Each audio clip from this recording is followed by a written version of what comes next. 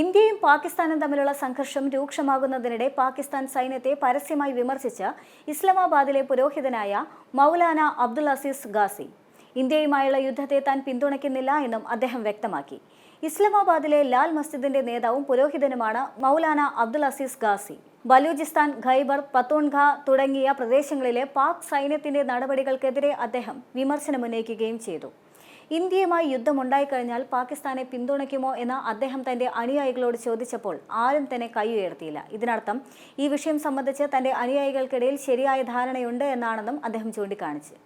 എനിക്ക് നിങ്ങളോട് ഒരു ചോദ്യമുണ്ട്, പറയൂ, പാകിസ്ഥാൻ ഇന്ത്യക്കെതിരെ പോരാടിയാൽ നിങ്ങളിൽ എത്ര പേർ പാകിസ്ഥാനെ പിന്തുണയ്ക്കുകയും അതിനുവേണ്ടി പോരാടുകയും ചെയ്യും എന്നതായിരുന്നു അബ്ദുൽ അസീസ് ഗാസിയുടെ ചോദ്യം.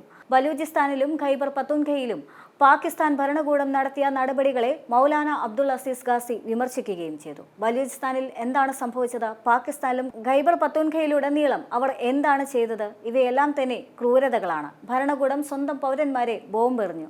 ഇതായിരുന്നു അദ്ദേഹത്തിന്റെ വാക്കുകൾ. ബലൂചിസ്ഥാനിലെ നിർബന്ധിത നിരോധനങ്ങളെക്കുറിച്ചും അദ്ദേഹം പരാമർശിക്കുന്നുണ്ട്.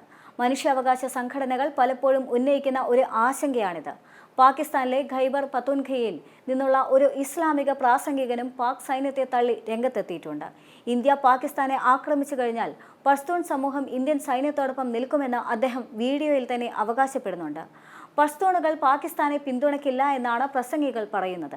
ഇന്ത്യ പാകിസ്ഥാനെ ആക്രമിച്ചു കഴിഞ്ഞാൽ തങ്ങൾ പഷ്തൂണുകൾ പാകിസ്ഥാൻ സൈന്യത്തിനെതിരെ ഇന്ത്യൻ സൈന്യത്തോടൊപ്പം നിൽക്കും. അവർ പഷ്തൂണുകൾക്കെതിരെ നിരവധി അതിക്രമങ്ങൾ നടത്തിയിട്ടുണ്ട്. തങ്ങൾ പാകിസ്ഥാൻ സിന്ദാബാദ് എന്ന് പറയുമെന്ന് നിങ്ങൾ കരുതുന്നുണ്ടോ? ഒരിക്കലുമില്ല, അദ്ദേഹം വ്യക്തമാക്കി. ഈ വീഡിയോ ഒരു പൊതുസമ്മേളനത്തിൽ റെക്കോർഡ് ചെയ്തതാണെന്നാണ് നിലവിലെ റിപ്പോർട്ട്. എന്നാൽ വീഡിയോ ചിത്രീകരിച്ച സമയവും സ്ഥലവും സ്ഥിരീകരിച്ചിട്ടില്ല. ഇന്ത്യ പാകിസ്ഥാന് തിരിച്ചടി നൽകിയതിന് പിന്നാലെ ഇരു രാജ്യങ്ങളും യുദ്ധത്തിലേക്ക് കടന്നേക്കുമെന്ന പ്രതീതി സൃഷ്ടിച്ചിട്ടുമുണ്ട്. ഇതിനിടെയാണ് പാകിസ്ഥാനിൽ നിന്ന് തന്നെ ഇന്ത്യൻ സൈന്യത്തെ പിന്തുണച്ചുകൊണ്ടുള്ള പ്രസ്താവനകൾ പുറത്തുവരുന്നത്. പഷ്തൂൺ ഗ്രൂപ്പുകൾ, പ്രത്യേകിച്ച് ഖൈബർ പഷ്തൂൺഖ, ബലൂചിസ്ഥാൻ എന്നിവിടങ്ങളിലെ സൈന്യത്തിനെതിരെ ദീർഘകാലമായി പരാതി ഉന്നയിക്കുന്നുണ്ട്. പാകിസ്ഥാൻ സൈന്യം തങ്ങൾക്കെതിരെ അവകാശ ലംഘനങ്ങൾ നടത്തിയെന്ന് ഇവർ പലപ്പോഴായി ആരോപിച്ചിട്ടുമുണ്ട്.